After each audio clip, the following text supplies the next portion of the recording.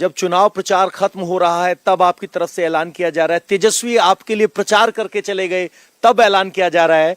अगर आपको मुस्लिम कैंडिडेट की तरफ से समर्थन नहीं मिल रहा था तो क्या अब निषाद समाज उनका समर्थन कर पाएगा, वोट ट्रांसफर हो पाएगा? जब उनका नेता अगर समर्थन कर रहा है तो निश्चित तौर पे होगा। रहा कि हम बिखराव नहीं चाहते हैं, मान लीजिए पहले ही हम लोग टिकट दे देते उनको तो वही कैंडिडेट होता। ऐसे बहुत जगह हमने कैंडिडेट दिया है, तो हमारी लड़ाई बड़ी है और हमने त्याग किया और वो भी अपने आदमी है, उनको हम लोग जिताएंगे। और निषाद समाज जो हमको चाहने वाले लोग हैं वो निश्चित तौर पे अफजल अली को वोट करेंगे और महागठबंधन का जो वोट है वो मिलेगा।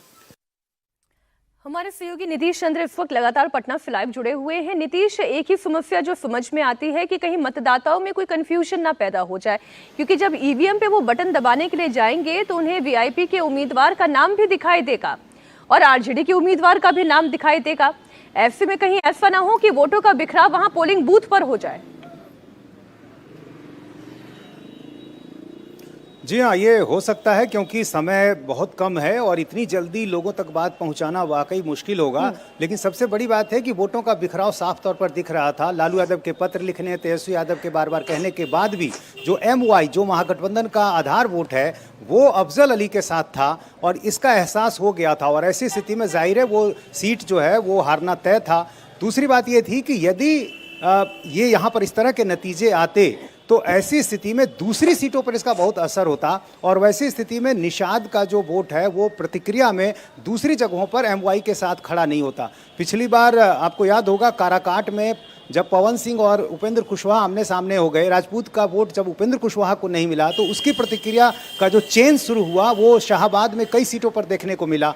एक उदाहरण के तौर पर यह साफ तौर पर दिखता है कि इस तरह से कैसे प्रतिक्रियाएं होती है जातियों की। तो यहाँ पर भी यदि निषाद वोट जो है उसको नहीं मिलता MY का वोट, तो प्रतिक्रिया में जो दूसरी सीटें आसपास की थी, क्योंकि निषाद वोटर वहाँ मिथिलांचल में अच्छी खासी संख्या में है, तो वहाँ पर उसका नुकसान होता और फिर इसका जो बिखराव है उसका खामियाजा महागठबंधन को होता। इसके अलावा चूंकि डिप्टी CM के उम्मीदवार भी है मुकेश सहनी, तो उनको ये हम कह सकते हैं नीतीश के 21 घंटे के बाद जब मतदान होना है, बहुत देर कर दी जनाब आते आते। अब कहीं ऐसा ना हो कि कंफ्यूजन की वजह से गोड़ाबोराम सीट जो है वो महागठबंधन के हाथ से फिसल जाए। बहुत शुक्रिया आपका नीतीश इस पूरी जानकारी के लिए। बिहार में पहले चरण का चुनाव प्रचार समाप्त हो चुका है। 18 जिलों की 121 सीटों पर कल वोट डाले जाएंगे, तो वहीं दूसरे चरण के लिए चुनाव प्रचार तेज हो गया है। सेकेंड फेज के लिए राजनीतिक दलों ने अपना पूरा दम लगाना शुरू कर दिया है। यूपी के मुख्यमंत्री योगी आदित्यनाथ वजीरगंज और गया जी में चुनावी सभा करेंगे। साथ ही रोहतास और सासाराम में भी योगी एनडीए उम्मीदवारों के लिए वोट मांगेंगे। प्रियंका गांधी आज वाल्मीकि नगर और चनपटिया में चुनावी प्रचार करेंगी, तो वहीं तेजस्वी यादव आज 18 जनसभाएं करने वाले हैं। एनडीए की ओर से राजनाथ सिंह, जेपी नड्डा भी चुनावी रैलियों को संबोधित करेंगे। आपको जानकारी दे दें, दूसरे चरण में 20 जिलों की 122 सीटों पर 11 नवंबर को वोट डाले जाएंगे। आइए अब आपको खबर देते हैं यूपी के मुख्यमंत्री योगी आदित्यनाथ अब से थोड़ी देर में लखनऊ में गरीब लोगों को बड़ा तोहफा देने जा रहे हैं। योगी माफिया डॉन मुख्तार अंसारी के कब्जे से छुड़ाई गई जमीन पर बने हुए 72 फ्लैट्स की चाबी गरीब तबके को सौंपेंगे। लखनऊ के पौष इलाके डालीबाग में बने हुए 72 इन फ्लैट्स का आवंटन लॉटरी के जरिए हुआ। कल ही ये लॉटरी निकाली गई। इन फ्लैट्स को आर्थिक रूप से पिछड़े हुए यानी कि economic weaker section EWF category के लोगों को दिया गया है। मुख्तार अंसारी ने डालीबाग में जमीन पर अवैध रूप से कब्जा कर बहुमंजिला कोठी बनाई थी। योगी ने पहले उस पर बुलडोजर चलवाया, फिर इस पर गरीबों के लिए फ्लैट बनाकर इस पौष इलाके में उनका मकान का सपना पूरा किया। सीएम योगी आदित्यनाथ लखनऊ में जिन फ्लैट्स की चाबी गरीबों को सौंपने जा रहे हैं उनकी कीमत करीब 10,70,000 रुपए है, जबकि मार्केट में इसकी रेट इससे बहुत ज्यादा है। बाजार भाव के मुताबिक इन फ्लैट्स की कीमत करीब 35 लाख रुपए है। 36.65 वर्ग मीटर साइज वाले इन फ्लैट्स में एक बेडरूम, एक छोटा हॉल, किचन और टॉयलेट की सुविधा है।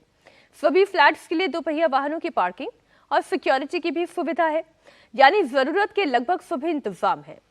लखनऊ विकास प्राधिकरण ने इन फ्लैट्स का निर्माण कराया है, जो पूरी तरह से बनकर तैयार है। हमारी सहयोगी रुचि कुमार लगातार इस खबर पर अपडेट देती रही हैं, हमारे साथ लाइव जुड़ गई हैं। रुचि, इकोनॉमिक वीकर सेक्शन के लिए तो ये बहुत बड़ा तोहफा है, कितनी बड़ी राहत की बात है। उनके अपने सिर पर एक छत होगी, उनकी अपनी होगी। आयोजन हो रहा है। जी हाँ, बिल्कुल बहुत बड़ी राहत की बात है, क्योंकि अगर अपना घर ना हो तो उसकी तकलीफ समझी जा सकती है। और ये बेचारे गरीब लोग हैं जिनको ये फ्लैट मिला है, और उनके लिए बहुत बड़ी बात है ये। खासतौर से इसकी जो लोकेशन है मीनाक्षी, अगर आप लखनऊ को जानती हो तो ये बिल्कुल पॉश इलाका है। हजरतगंज मुख्यमंत्री आवास बिल्कुल बगल में है, हजरतगंज बगल में है, 1090 चौराहा है वो बगल में है, गोमती नगर पास है। तो बिल्कुल जो शहर का दिल कहा जाता है उसमें ये फ्लैट बनाए गए हैं। सामने करीब 20 मीटर चौड़ी सड़क है, एक पार्क भी बनाया गया है। तो यानी जिनको ये फ्लैट अलॉट हुए हैं उनकी तो किस्मत खुल गई है, आप कह सकती हैं। करीब 8000 लोगों ने अप्लाई किया था और लॉटरी में ये 72 फ्लैट्स अलॉट हुए हैं।